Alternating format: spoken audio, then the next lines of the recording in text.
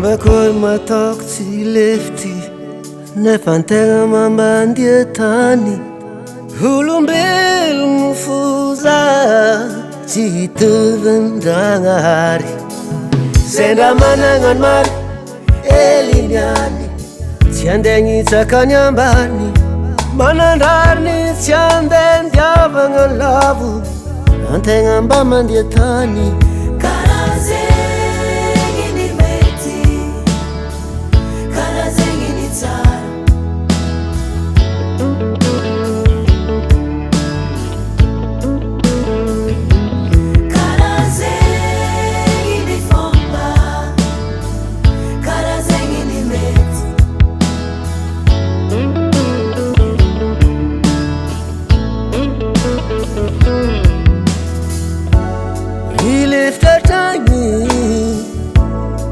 Zegny malavalava fiarahagna mialo zegny tsy mety.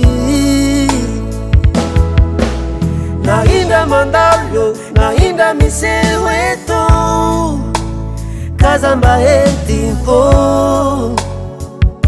fa sa mandia tany.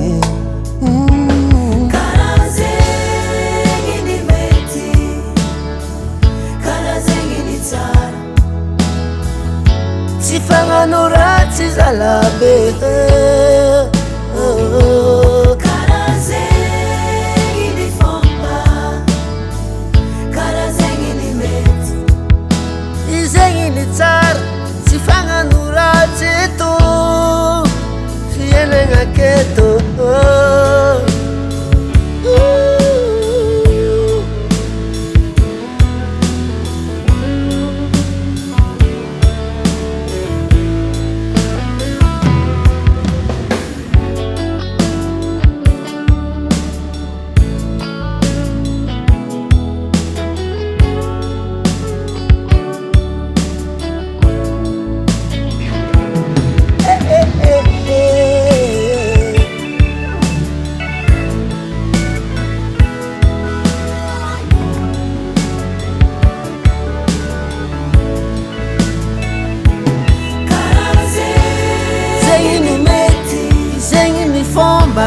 Zegny ny tsara